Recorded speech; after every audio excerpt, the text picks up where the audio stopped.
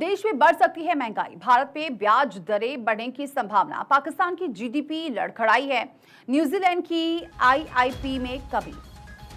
तो देश में बढ़ सकती है महंगाई, आज का बाजार हम आपको बता रहे हैं, जिसमें भारत में ब्याज दरें बढ़ने की संभावना जताई जा रही है।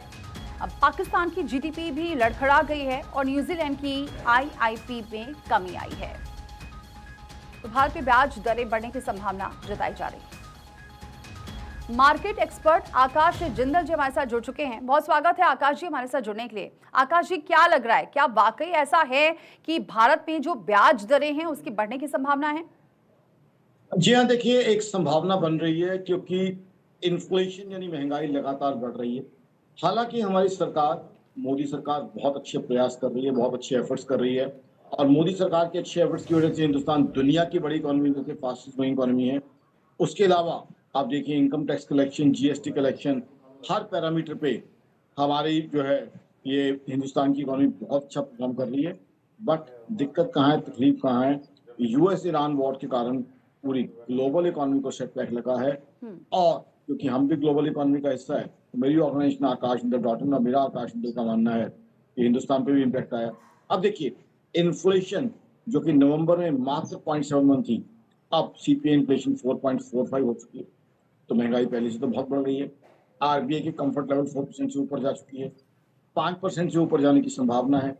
शुगर प्राइसेस काफी बढ़ी हुई हैं। अब शुगर तो बहुत जरूरी है। अब देखिए चाय का कप तो हर व्यक्ति ने पीना है, दूध का गिलास हर बच्चे को मिलना चाहिए आइडियली। अब फेस्टिवल सीजन आ रहा है, रक्षाबंधन है, जन्माष्टमी है, उसके बाद पवित्र नवरात्र हैं, भगवान गणेश जी का उत्सव है।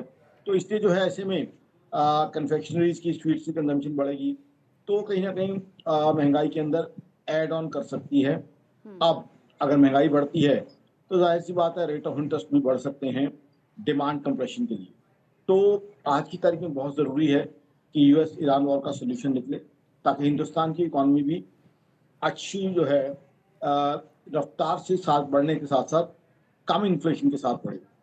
क्योंकि हमारी सरकार के प्रयास जो हैं इतने अच्छे रहे हैं कि मात्र 0.7% इन्फ्लेशन थी, इनकम टैक्स कलेक्शन भी अच्छा आ रहा था, जीएसटी कलेक्शन भी अच्छा आ रहा था, बट ग्लोबल फैक्टर्स हम पे हावी रहे हैं और कहीं ना कहीं अब यूएस ईरान वॉर, हालांकि यूएस को बहुत कॉस्ट की है, ईरान की इकोनॉमी बर्बाद हुई पड़ी है, तो उसका सोल्यूशन तो आएगा।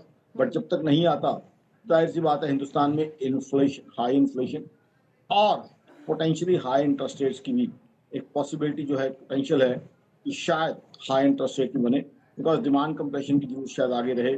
फेस्टिवल सीजन आने वाला है, डिमांड वैसे ही बढ़ती है, उस वक्त में शॉपिंग भी बहुत बढ़ जाती है, नवरात्र की बात करें और इस सब पीरियड में, तो कहीं ना कहीं हिंदुस्तान की इकोनॉमी के लिए कुछ क्वेश्चन मार्क्स ग्लोबल इश्यूज की वजह से हैं।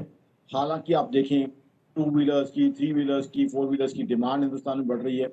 डिमांड हमारी काफी हद तक इम्यून रही है, इन सब फैक्टर से रेजिलियंट डिमांड रही है।